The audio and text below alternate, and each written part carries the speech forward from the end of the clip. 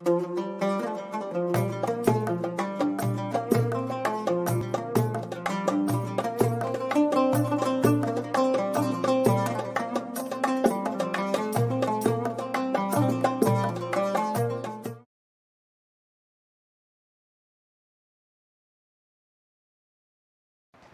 Assalamualaikum warahmatullahi wabarakatuh.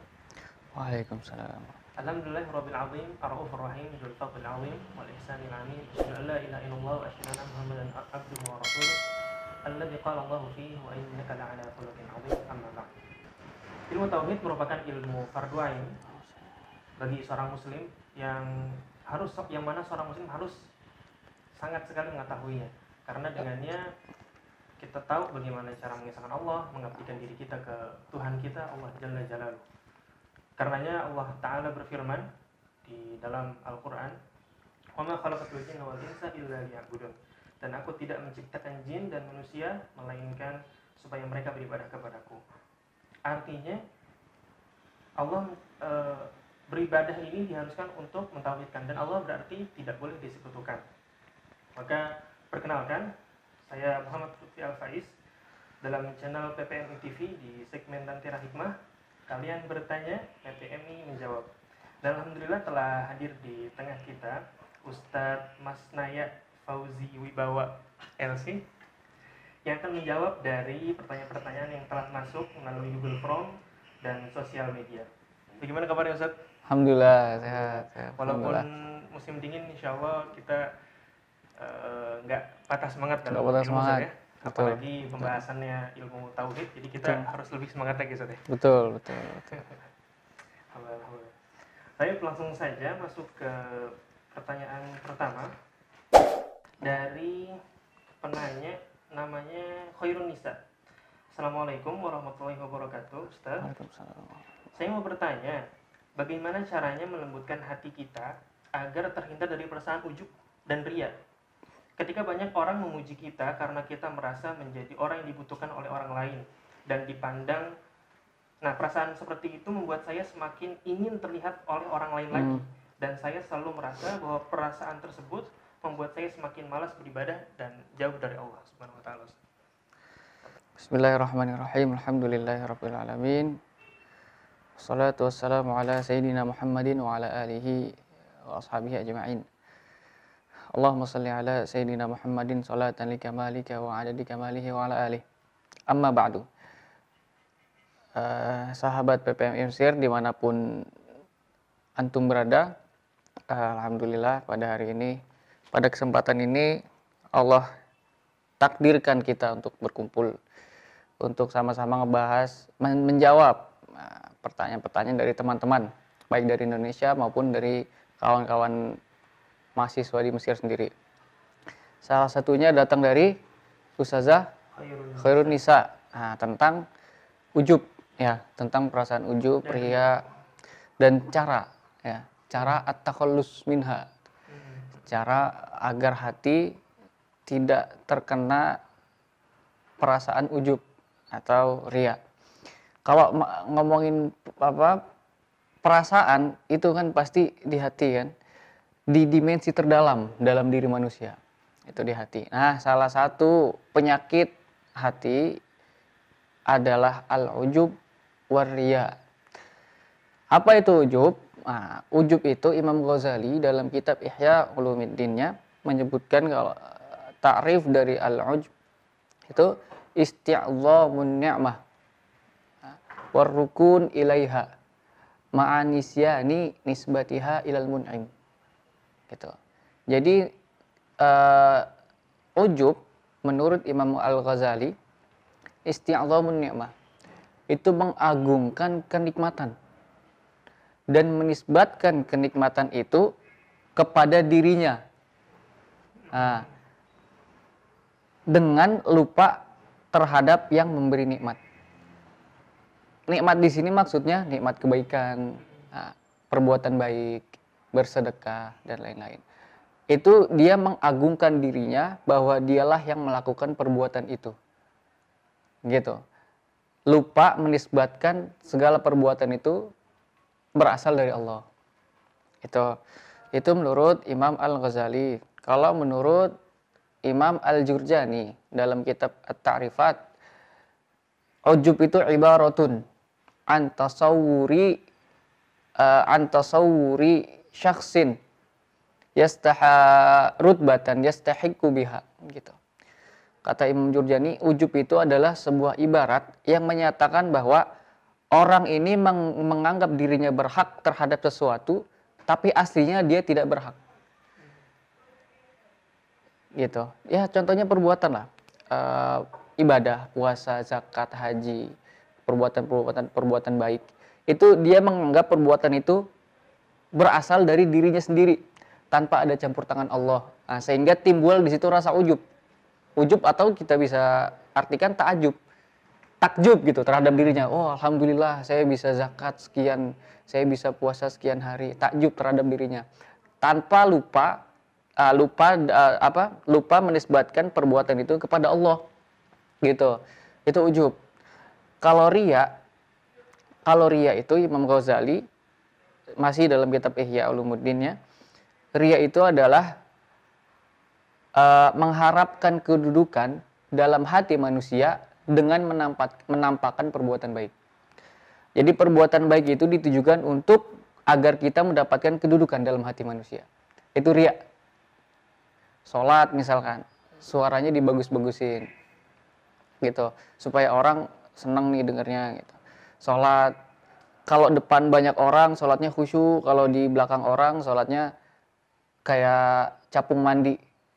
Jadi kalau capung mandi kan cuma nyelup gitu doang, pergi lagi kan. Kalau capung kena air, maksudnya cepat gitu. Kayak orang senam lah, kayak orang senam aerobik. Kayak ayam lagi mati. Iya, kayak ayam lagi mati. Kalau sendirian gitu, tapi kalau depan banyak orang khusyuk. Itu salah satu riya. Dia ini bukan YouTuber riya di sini. Gitu. Nah, para ulama juga menyebutkan obat dari penyakit riya. Kenapa orang bisa, ini namanya afatul qalbi. Afatul qalbi itu penyakit hati. Gitu. Kayak afatul akli, ada kan afatul akli, ada afatul qalbi. Nah, afatul qalbi salah satunya ujub dan riya. Kenapa orang bisa terkena sifat ujub dan riya? Itu karena manusia, kita ini belum menyadari kalau segala perbuatan yang kita lakukan itu berasal dari Allah. Itu atas kehendak Allah, itu atas izin Allah, itu atas taufik dari Allah. Nggak mungkin kita bisa berbuat baik kepada orang lain, kepada sesama, kepada keluarga, bahkan kepada diri kita sendiri, kecuali Allah berikan taufik, kecuali Allah berikan izin. Gitu. Jadi sebetulnya segala perbuatan itu atas izin Allah, bukan kehendak kita mutlakon. Gitu. Kita menolong, membantu saudara kita, misalkan yang terkena bencana. Itu bukan berarti bantuan kita kepada dia itu berasal dari diri kita sendiri, fi zatihinya, bukan. Tapi itu kita merupakan perantara, yang kita dijadikan Allah perantara untuk membantu orang itu. Gitu. Jadi perbuatan baik itu bukan asalnya dari kita, itu asalnya dari Allah melalui kita. Gitu. Itu yang sering kita lupa lah, bahwa segala perbuatan itu berasal dari Allah. Makanya obatnya untuk terhindar dari sifat ujub dan riya, tanamkan kesadaran bahwa segala perbuatan baik atau seluruh perbuatan itu atas kehendak Allah, atas taufik dari Allah. Dalam Quran juga disebutkan, qul bifadlillahi wa birahmati fabidzalika falyafrahu huwa khairum mimma yajma'un. Qul bifadlillah, segala perbuatan itu atas dasar fadlun minallah, bukan atas dasar diri kita sendiri. Gitu. Itu yang harus kita sadari. Nah, kata Sayyidina Ali apa? Bahayanya ujub dan riya. Dalam kitab ada Dunya Waddin, itu karangan Imam Al-Mawardi. Kata Imam Ali apa? Al-ujub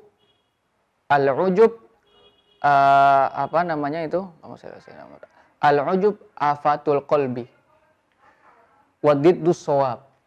Itu dalam kitab ada Dunya Waddin. Ujub itu adalah diddus shawab, kebalikan dari kebaikan.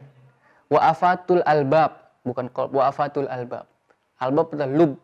Lub itu dimensi terdalam lagi, lebih dalam lagi dari qalbun. Itu lub.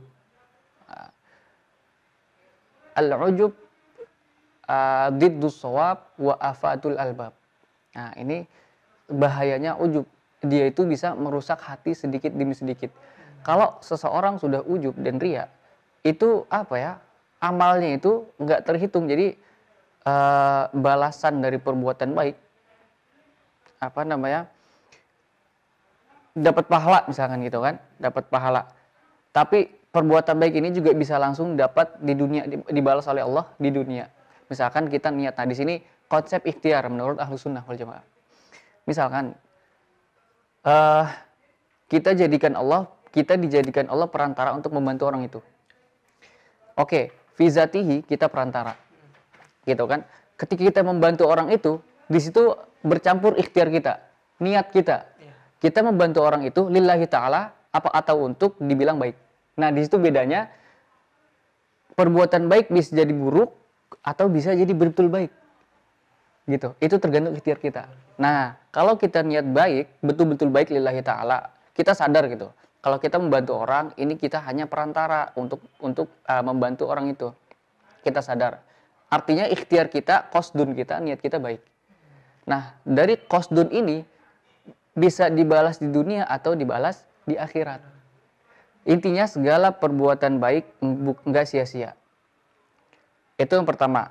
Kalau misalkan kita dijadikan Allah perantara untuk membantu sesama kita, tapi niat kita beda. Niat kita supaya dilihat orang baik, supaya dinilai orang dermawan, segala macam. Ini enggak sia-sia, ini tetap dapat balasan dari Allah. Tapi balasannya itu di dunia. Agar nanti di akhirat udah nggak ada lagi kebaikan. Gitu.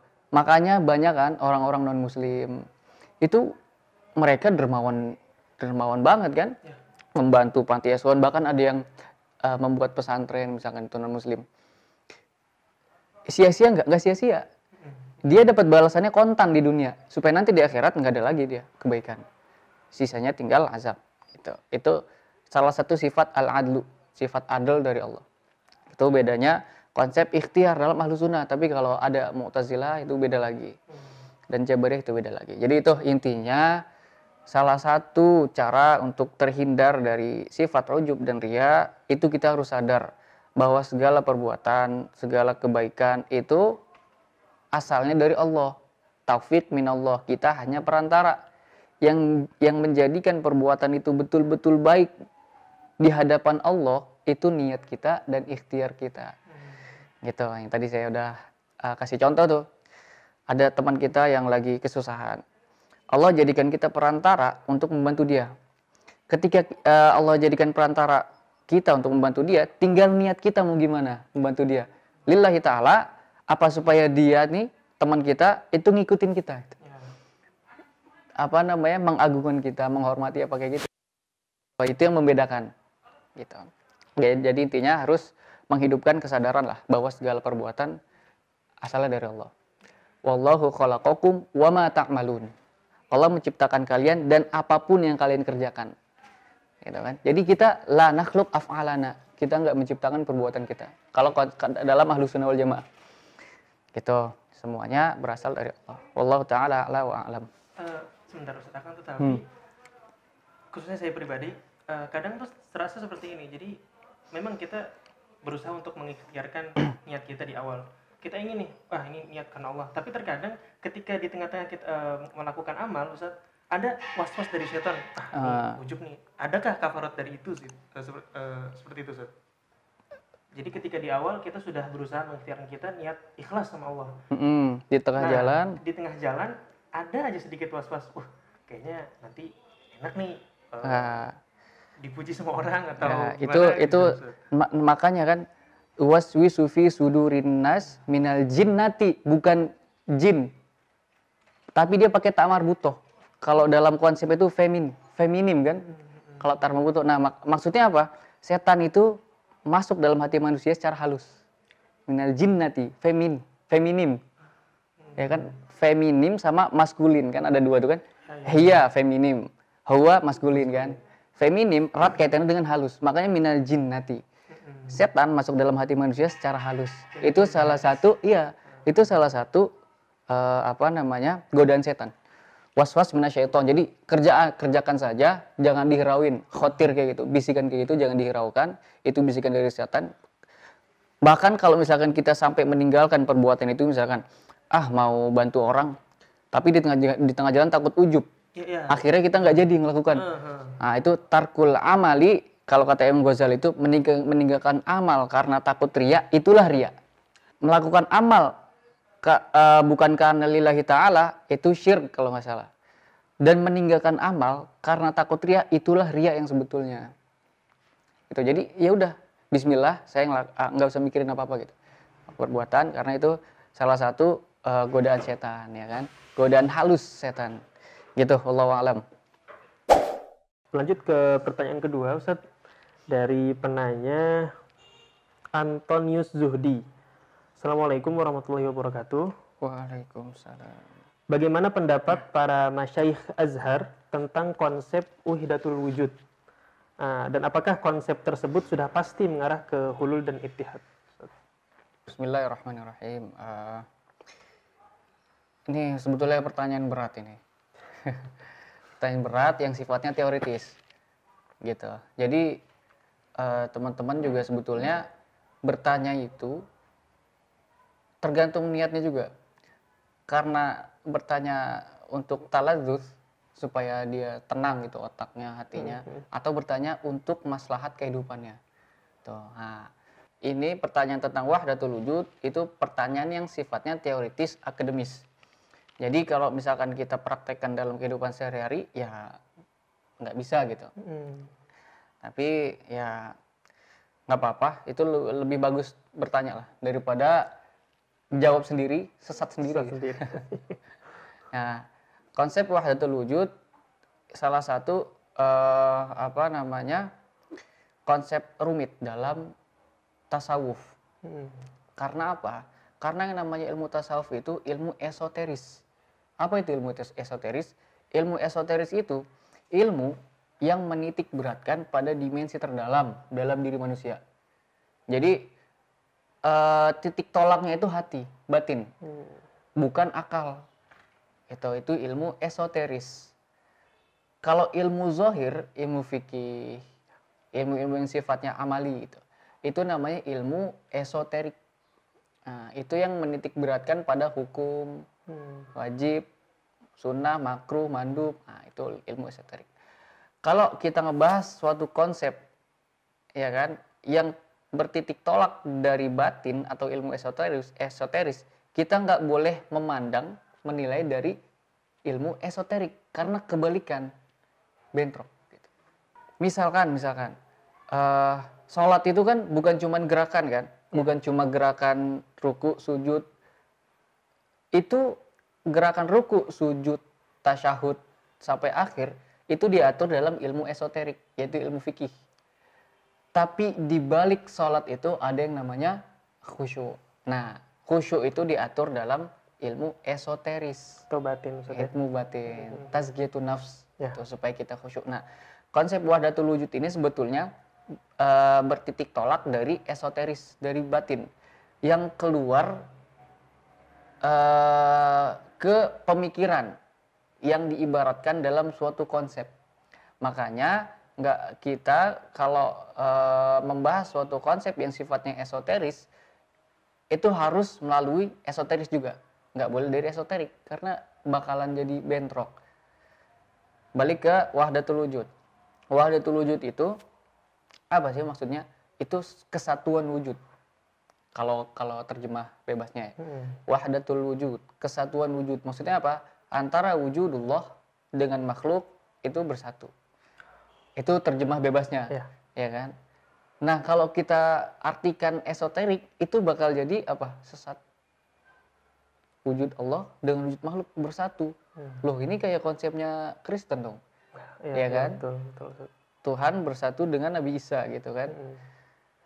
Berarti ada dong dalam tubuh Islam sendiri konsep seperti Kristen, gitu. Itu kalau kita pandang sebelah mata itu dari zahirnya.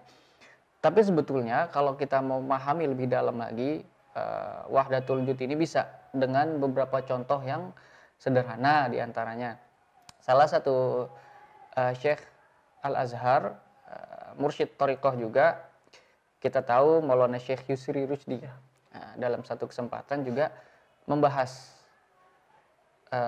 konsep wahdatul wujud yang sering disalahpahami oleh kebanyakan orang gitu. Karena orang ini mandangnya dari zahirnya aja, oh sesat, wahdatul wujud, masa Tuhan bersatu dengan makhluk, ya kan? Padahal itu konsep jauh di dalam diri itu, dalam dimensi terdalam orang itu. Nah, beliau bilang apa? Di konsep wahdatul wujud diringkas dalam 2 kalimat. Kullu ma siwallahi mawjudun bihi id la wujuda ma'ahu. Gitu. Kullu ma siwallah mawjudun bihi. Segala sesuatu selain Allah itu ada karena keberadaan Allah. Yang pertama. Yang kedua, id la wujuda ma'ahu. Karena nggak ada sesuatu yang berwujud yang keterwujudannya membersamai wujud Allah. Kita bahas satu persatu. Kullu ma siwallah, berarti kan alam semesta kan? Segala sesuatu selain Allah itu alam semesta, makhluk. Maujudun bihi, ada dengan keberadaan Allah. Nah, sekarang gini, segala sesuatu di alam semesta itu terjadi karena kehendak Allah. Betul nggak? Betul. Kita terjadi karena kehendak Allah. Bencana alam, rezeki, segala macam di alam semesta ini terjadi atas kehendak Allah. Gitu kan? Berarti fi zatihi, sesungguhnya semua ini ada atau enggak? Sesungguhnya semua ini enggak ada. Yang ada hanya Allah. Kita ini ada karena keberadaan Allah. Artinya wujud kita ini fi zatihinya enggak ada. Kullu ma siwallah mawjudun bihi. Segala sesuatu selain daripada Allah ada karena keberadaan Allah. Nah, Allah ini ada tanpa ada keberadaan yang lain. Artinya Allah mawjudun fi dzatihi. Allah ada. Kalau kita ada karena keberadaan yang lain. Artinya kan keberadaan kita bergantung. Ya kan? Dalam istilah sufi, keberadaan kita ini namanya wujud zilli. Wujud bayangan. Sebenarnya kita ini nggak ada. Sebenarnya kita ini nggak ada. Gitu. Kita ada karena ada Allah. Gimana? Ya, betul. Paham. Kita ada karena ada Allah. Nah, contohnya gini. Kita ngaca di cermin. Yang di dalam cermin itu kita atau bukan? Ya bukan, itu bayangan kita. Yang dalam cermin? Itu kita atau bukan? Bayangan kita. Kita. Itu kita. Berarti dia ada dengan dirinya sendiri. Iya, benar. Gini, yang ada dalam cermin itu, ini permisalan antara, misalkan gini. Tadi kan Allah itu ada dengan keberadaan dirinya sendiri. Ya. Kalau kita ada dengan keberadaan Allah, artinya wujud kita bergantung. Nah, sama gitu juga. Kalau kita ngaca cermin, yang di dalam cermin itu bukanlah kita dan bukan selain kita. Bukan kita hakiki dan bukan selain kita. Betul. Ya kan? Kenapa bukan kita hakiki? Karena kita hakiki itu yang ini. Yang depan cermin itu bayangan. Yang di depan cermin itu juga bukan selain kita, itu juga kita, tapi bukan kita gitu. Nah, gitu juga. Jadi dunia ini seakan-akan cerminan dari wujud Allah yang hakiki. Gitu. Aslinya wujud kita di cermin itu nggak ada gitu. Karena kita wujud bayangan aja di dunia. Gitu. Itu yang pertama. Kullu ma siwallah mawjudun bihi. Id la wujuda ma'ahu.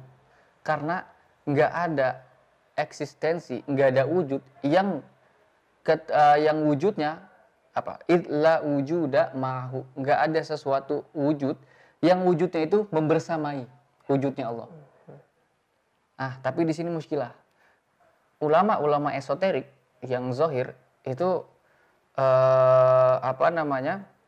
membantah perkataan kaum sufi. Bagaimana mungkin nggak ada wujud yang membersamai wujud Allah? Padahal di dunia ini ada khalik dan makhluk. Artinya kan bersamaan kan, ya kan? Berarti sufi ini menafikan dong, menafikan wujud kita. Padahal kita ini ada, gitu kan? Berarti ini sesat. Bukan. Maksudnya, la wujuda ma'ahu. Di sini balik lagi ke konsep esoteris. Jadi kita harus pahami bahwa wahdatul wujud itu adalah konsep yang dicetuskan oleh para sufi yang bertitik tolak pada dimensi terdalam dalam diri manusia. Jadi nggak boleh kita hukumi secara bahasa. Kita harus merasakan makna di dalam itu. Kita harus merasakan makna di dalam konsep. Bukan suatu konsep yang kita buat konsep lain gitu. Jadi suatu konsep dari sufi harus kita rasakan gitu. Bukan kita preteli, bukan kita fikiri secara akli, bukan. Nah, karena apa? Para sufi bilang la wujuda ma'ahu, seakan kaum sufi ini menafikan dualisme Tuhan dan makhluk. Hakikatnya, nah ini kan harus ada kalimat hakikat. Hakikatnya para sufi itu tidak menganggap bahwa wujud kita ini ada secara zat kita. Para sufi ini menganggap kita ini ada karena adanya Allah. Berarti keberadaan kita adalah wujud bayangan yang bukan wujud hakiki. Makanya la wujuda ma'ahu. Enggak ada wujud yang hakiki yang membersamai wujud hakiki Allah. Maksudnya itu. La wujuda al-hakiki ma'allah. Karena wujud hakiki itu cuma Allah. Enggak ada wujud hakiki lain. Wujud selain wujud Allah itu wujud zilli, wujud bayangan. Makanya para sufi, kalau wujud bayangan berarti sebetulnya wujud bayangan ini enggak ada, yaitu kita. Sebetulnya kita ini enggak ada. Sebetulnya semua ini adalah Allah. Makanya Al-Hallaj juga kan anal haq, sayalah Allah, sayalah hak. Padahal saya yang dimaksud itu bukan dirinya sebagai wujud zilli, tapi konsep wahdatul wujud yang udah mendarah daging. Gitu. Anal haq gitu. Kata Al-Hallaj itu kan anal haq. Itu. Jadi sebetulnya menunjuk bukan kepada dirinya yang tercipta dari tanah, yang wujud zilli, bukan, tapi ananya ini balik ke Allah. Jadi kalau misalkan seorang sufi udah sampai ke derajat tertentu, itu semua yang dilihat di dunia ini hanyalah tajalli, manifestasi dari sifat-sifat Allah, af'al Allah, perbuatan Allah itu. Jadi kalau sufi ini udah sampai derajat tertentu, melihat dunia ini bukanlah sebuah wujud, bukanlah sebuah keberadaan. Semuanya adalah tajalli dari Allah, manifestasi dari Allah. Makanya anal haq, antal haq, kamu Tuhan, saya Tuhan, semuanya Tuhan, gitu. Karena yang mereka lihat itu manifestasi, bukan makhluk yang kita lihat dengan mata kita ini. Gitu. Disitulah tercipta konsep wahdatul wujud, gitu, yang harus kita pahami dari sisi esoteris, bukan dari sisi esoterik. Nah, apakah wahdatul wujud itu selalu al-hululul ittihad? Enggak, ya kan? Bahkan wahdatul wujud itu bertolak belakang dengan al-hululul ittihad. Apa artinya hululul ittihad? Ini sama tadi, al-ittihad itu kan dua eksistensi yang bersatu, ya kan? Al-hulul juga dua eksistensi yang bersatu kemudian menjadi satu. Bahkan wahdatul wujud, jika kita pahami dari penjelasan yang tadi itu, ini bertolak belakang dengan al-ittihad wal hulul. Kenapa? Karena sebetulnya para sufi ini nggak merasakan bahwa dirinya ada. Bagaimana bisa menyatu dengan Tuhan kalau mereka merasakan dirinya nggak ada? Bagaimana bisa terkonsep al-hulul ittihad? Karena al-hulul ittihad itu kan dua sesuatu yang menjadi satu. Ada dua eksistensi yang menjadi satu. Itu kan al-hulul ittihad. Sedangkan kaum sufi nggak merasakan dirinya ada. Berarti kan nggak bisa pakai konsep al-hulul ittihad. Nggak bisa pakai ada dua jadi satu. Gitu. Karena sufi ini cuma menganggap yang ada hanyalah Allah. Kita nggak ada sebetulnya. Gitu. Jadi nggak bisa diterapkan konsep al-hulul ittihad. Gitu. Sebetulnya masih mutawal penjelasan wahdatul wujud itu juga nggak bisa dijelaskan secara ini udah paling sederhana lah ibaratnya. Udah paling sederhana. Jadi yang namanya suatu konsep tasawuf itu harus dirasakan, dzauq at-tadzawuq gitu. Dari satu makom ke makom lain, dari satu hal ke hal lain terus gitu. supaya bisa merasakan yang namanya konsep wahdatul wujud dengan sebenar-benarnya pemahaman gitu, bukan yang hanya sekedar teori gitu. Itu wallahu taala alam.